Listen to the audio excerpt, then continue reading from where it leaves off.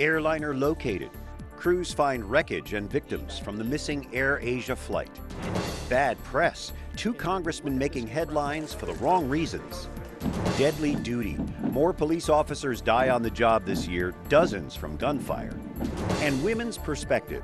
A pontifical council asks women to share their lives in 1-minute clips. Those stories and more on EWTN News Nightly for Tuesday, December 30th, 2014.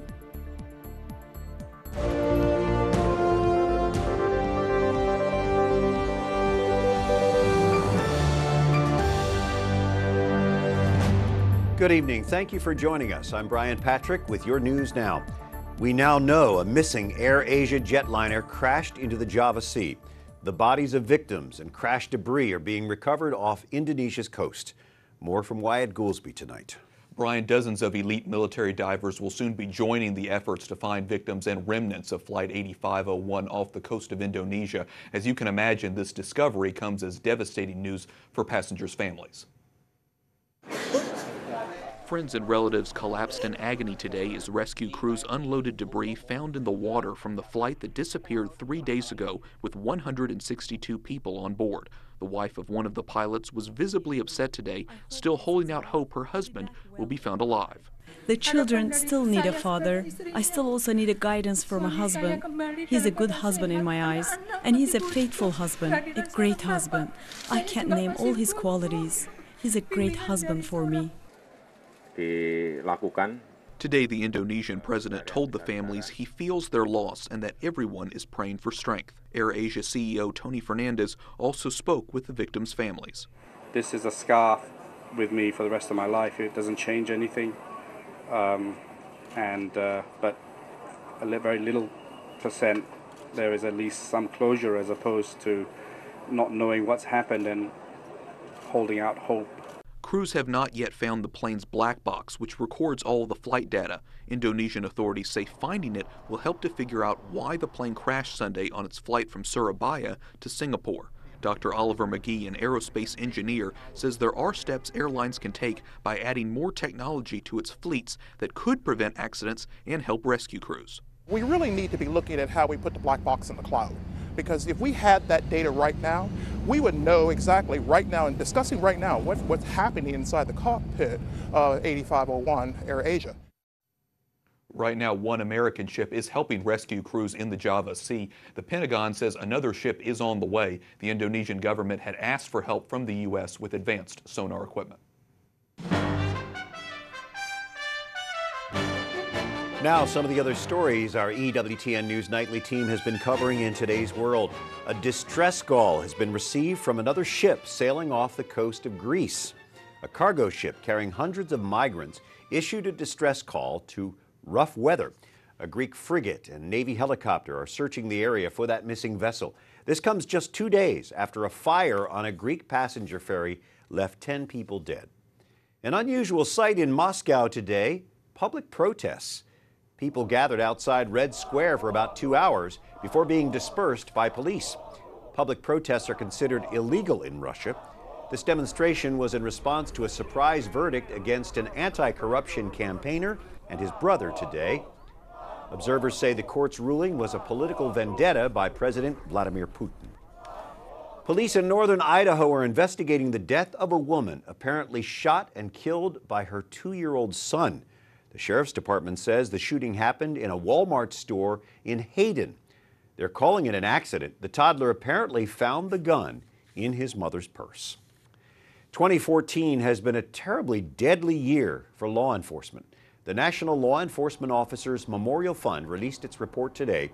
Fatal shootings of officers increased by 56% to 50 deaths.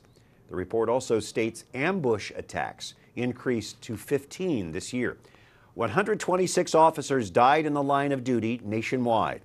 EWTN spoke with the fund's chairman prior to the report's release. It's really a moment to pause and think about the value of law enforcement in our society, about the fact that there are 900,000 men and women out there literally putting their lives at risk each and every day so that we can live our lives a little bit more comfortably, a little safer. And after shootings, the second leading cause of law enforcement officers' deaths, traffic accidents. This year's numbers are still lower than 1973's all-time high of 156 officers killed in the line of duty. Police in suburban St. Louis say an investigation confirms a suspect pulled a gun on an officer before being fatally shot last week. That officer was responding to a shoplifting call at a gas station convenience store. The Berkeley police chief says the 18-year-old suspect, who was black, pulled a gun on the white officer who fired the fatal shots. Protests followed that shooting in Berkeley, which is near Ferguson, Missouri. Well, poised to take control of both chambers of Congress next week, Republicans tonight find themselves embroiled in scandal. Chief White House correspondent Susanne LaFrankie has more. It's an honor to be reelected by my colleagues to serve as the House Majority Whip. Last month, Steve Scalise became the House's third highest leader, expected to play a role in delivering votes on the Republicans' agenda in Congress. But it's about who Scalise spoke to 12 years ago as a state representative that's now getting attention. A liberal website, chenlamar.com, posted that Scalise spoke to an organization called Euro, a white nationalist group founded by former Ku Klux Klan leader David Duke.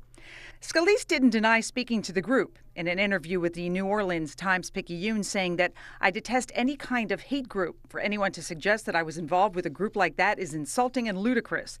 They don't like Catholics like myself.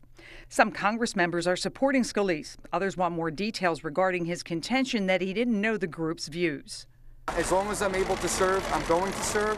One Republican crisis is winding down, though, as New York Congressman Michael Grimm announced his resignation effective Monday. Grimm pleaded guilty to tax evasion charges last week after an investigation found he underreported more than $1 million in wages while running a health food restaurant several years ago.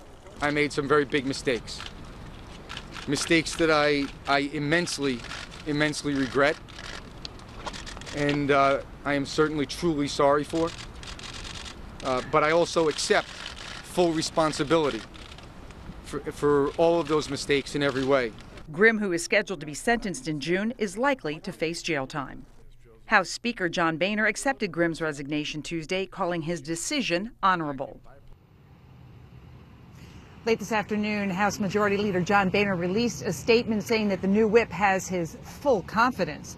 Also, congressional leaders of the Black Congressional Caucus say they want an investigation. Back to you, Brian. Right, Susanne LaFrankie at the White House. Thank you. Well, the first President Bush is now out of the hospital. After nearly a week at Houston's Methodist Hospital, the oldest living president is resting at home. A family spokesman says the 90-year-old George H.W. Bush is, quote, grateful to the doctors and nurses for their superb care. Bush was taken by ambulance to the hospital as a precaution after experiencing shortness of breath last Tuesday. John Paul II's would-be assassin, who visited the Saint's Vatican tomb this weekend, has been expelled from Italy by a judge's order. The Italian news agency ANSA reports Mehmet Aliaja was put on a plane and sent back to his native Turkey last night. The Italian government banned him from entering the country in the years following the assassination attempt. Italian media reports Aja flew into Austria, then drove into Italy unchecked. Vatican spokesman Father Federico Lombardi tells EWTN News Nightly the Holy See didn't know Aliaja was not allowed in Italy until after he visited the tomb of John Paul II this weekend. He was, however, escorted to the tomb by a Vatican official and 2 Vatican police. Father Lombardi said the flowers that he placed at the tomb were a welcome gesture, but he distanced himself from anything Aja may have said publicly. Our Alan Holdren spoke to Cardinal Peter Turkson with the Council for Justice and Peace today. Turkson said in the past, Aliaja had petitioned the office to attend John Paul II's funeral and beatification. He was not permitted to do so, to attend either of those events because of Italy's travel restrictions that have been placed on him. 2014 saw more abortion clinics closing in the United States. A recent survey conducted by the pro-life organization Operation Rescue shows 73 facilities closed for part or all of 2014. Of surgical centers, 60 of them, surgical abortion clinic closures, 47 were permanent. The closures contribute 23% decline in surgical facilities over the past 5 years. 739 abortion facilities remain open across the country. Operation Rescue claims to provide the most accurate accounting of abortion clinics nationwide. The Pontifical Council for Culture wants women to reflect on their lives and their place in society in a 1-minute video. The Council makes the invitation in a video clip of its own. Al Pontificio Consiglio della Cultura in Vaticano. This is a way that the women worldwide can participate in the Council's next meeting, which will be focused on the theme, Women's Cultures. The Vatican asked contributors to reflect on what womanhood means to them and what constitutes progress for women. You can post your video and share it with the hashtag #LifeOfWomen or email the message to lifeofwomen2015@gmail.com. Coming up, the Vatican counters secularism in its own backyard, and tips to starting your kids off on a healthy new year.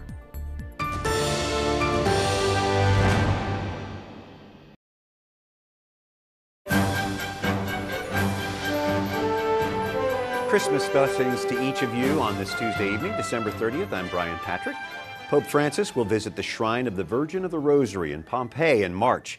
It begins a pilgrimage to Naples and the surrounding region for the Holy Father. John Paul II and Benedict XVI made similar visits.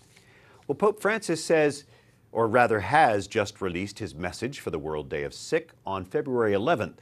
That observance began with John Paul II as a way of coming together to pray for people with illness. Francis says time spent with the sick is holy time that conforms us to the image of Jesus, who came not to be served, but to serve. And from the Pope's Twitter account this morning, today people are suffering from poverty, but also from lack of love. A reminder that charity comes from a deeper place than our pocketbooks. Well, Christians in Europe face growing discrimination. German-born Msgr Florian Kolfhaus, who works at the Vatican Secretary of State, discusses that issue with our Alan Holdren tonight. Msgr Kolfhaus, why is discrimination against Christians on the rise in Europe? It's difficult to answer the questions because there are many reasons why discrimination is at a rise in Europe. It's important that we realize that we have this problem. And I think above all it's a lack of respect for Christianity. We have a lot of respect for other religions, for Jewish people, for Muslim people, and that's right so. But we lost the respect for Christian churches, for sacred places, for Christian believers. And that's why people think very often everything is allowed to do against Christian. That starts maybe with blasphemy, with dirty jokes, and that can end with acts of vandalism. In case of Jews, Muslims, very soon the society reacts and says, stop, that's not allowed, you can't do this, this is discriminating. In the case of Christians, we don't have that. And very often that's our fault, because we as believers do not defend our faith, we just accept it. And if there was a stronger reaction of Christians, I'm sure the behavior of a lot of people would change immediately. Can I ask you, what sort of things beyond just the vandalism, what are you seeing across Europe as far as acts of Christian discrimination? Well, for example, we have even violent acts against Christians. We had some weeks ago the March for Life in Berlin, and this march was interrupted violently by other demonstrators, left-wing groups, and after the March for Life, a church was devastated, vandalized, so you have violent attacks. Then, of course, you have very often discrimination of Christians at the working place, in offices. You have discrimination of Christian pupils in schools, where they are obliged to participate, for example, in sexual education. Jews, Muslims very often do not have to be present, Christians do. So there is a discrimination on a daily basis, we can say. And you're from Germany. Germany, you mentioned an example from there. Why is it that in Germany, where there's so many Christians still, that there's still this discrimination and an aggressive sort of discrimination against Christians? Yeah, it's a good question, because of course Germany is, so to say, a Christian country, because most of the people are Christians. But not most of our citizens go to church. are really convinced Christians. So you have on one hand a Christian culture, but you do not have a real Christian life of faith. So people don't care about their religion. Religion becomes important for weddings, for baptisms, and maybe for funerals, but not in their daily life. And that's why there's no protest against discrimination of Christians, even in our Christian countries. Benedict XVI, who was also German, spoke often about going back to the Christian roots of Europe. Pope Francis spoke about that in November in Strasbourg at the European Parliament. Why is that so important, you who are European? I mean, human rights that are at the core of our societies, of our democratic societies, are born thanks to the Christian faith, thanks to a Christian philosophy. The dignity of the human being created in the image of God is a Christian heritage. If we forget where human rights come from, the human rights are at risk.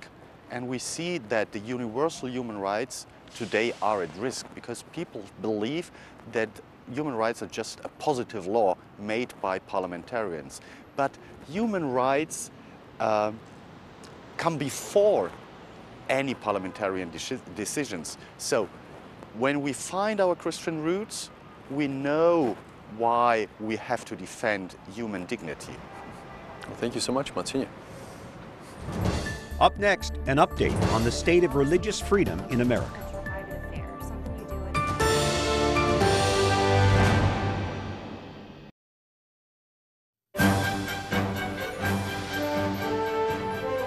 Thank you for joining us on this Tuesday evening, the 6th day in the octave of Christmas. I'm Brian Patrick, and the new year just hours away now. New Year's resolutions are not just for adults. Catherine Elliott reports some pediatricians think kids can make some too for a healthier new year. As 2015 approaches, doctors recommend that families sit down and talk about their health goals for the new year. And that should include their children. Here are a few New Year's resolution suggestions for the younger set from the American Academy of Pediatrics. Wash your hands after going to the bathroom and before eating. Brush your teeth twice a day. And don't tease animals.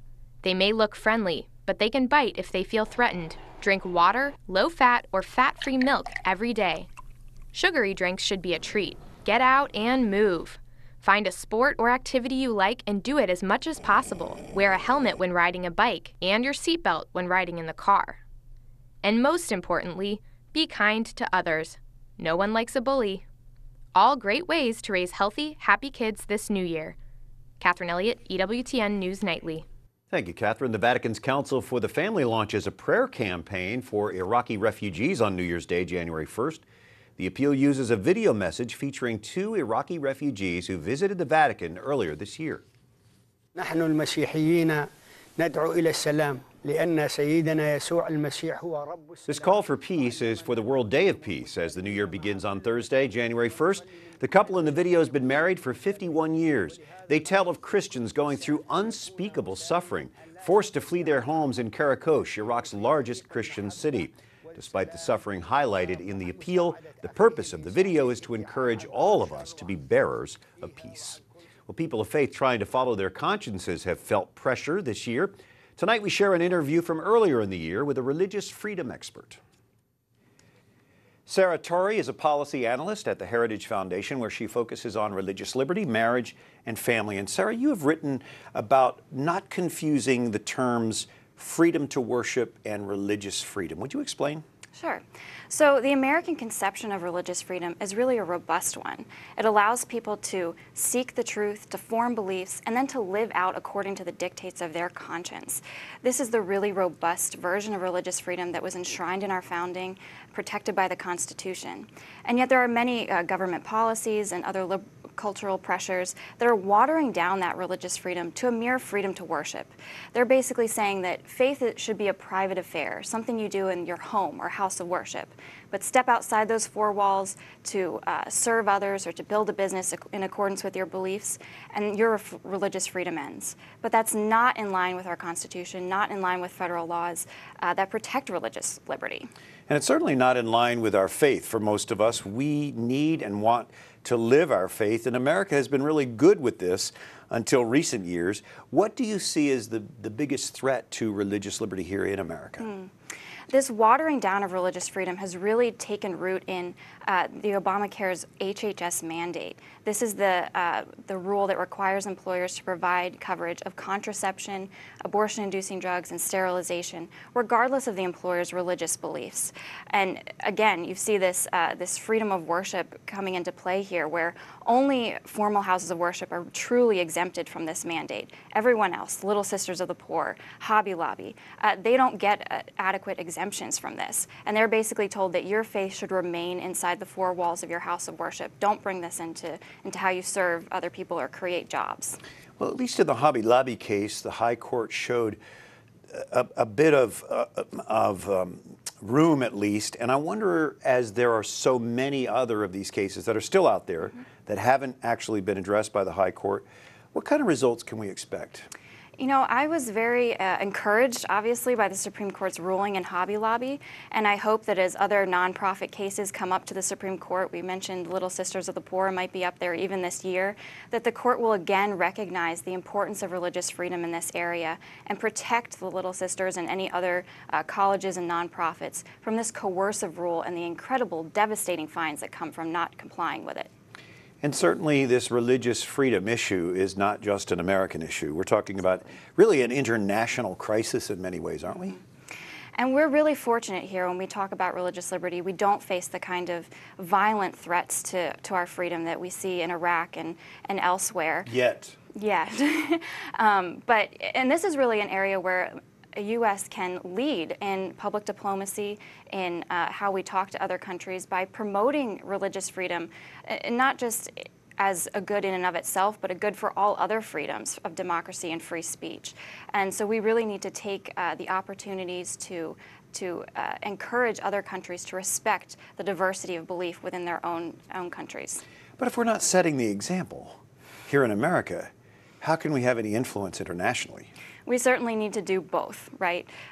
We need to, again, go back to that fundamental, robust vision of religious freedom that I talked about at the beginning, where it's not just, you know, what you think in your heart or your head and what you do on Sundays. It's something that you bring. Faith is something you bring with you throughout all 7 days of the week, into your workplace, into how you serve others. Clearly, the faith that motivates the Little Sisters of the Poor to care for the elderly poor that they take care of is not something they can leave at church on Sunday. So yes, we absolutely need to have a robust sense of religious freedom here and be able to export that in our public diplomacy to other countries. Spend a day, even an hour, with the Little Sisters of the Poor, and you will know exactly what Sarah is talking about. Do you think there are any human rights issues internationally that could bring us more together as Americans? For instance, the one-child policy that we see in China. Absolutely. This is a really horrific policy that's been in place for over 30 years that requires that Chinese couples only have one child during their marriage, and they have to have a birth permit in order to even have the child. This, combined with a cultural preference for boys, has led to incredible gendercide in China and many other Asian countries, where the number of boys way outvasts the number of girls, which can cause significant demographic problems, as all of these men are demographically prohibited from settling down into marriage. The women that have been forcibly sterilized or forcibly aborted are dealing with incredible emotional toll. The suicide rate in China is incredibly outpacing many other countries. So this is absolutely something where both sides of the aisle should be able to come together and say that this, and denounce this policy as a serious affront to human rights. And hopefully in coming together on something like this, we can see a little more clearly the threats to our religious freedom as well. Absolutely. Well, certainly it's good work that you do at the Heritage Foundation, and we always appreciate the input that you give us here on EWTN News Nightly. Sarah Torre, we thank you for being with us. Thanks for having me on. And thank you for joining us. Tomorrow's New Year's Eve. We'll be here. Until then, like us on Facebook, follow us on Twitter, watch again on YouTube. For all of us at EWTN News Nightly, I'm Brian Patrick. Thanks for watching tonight. Good night and God bless you.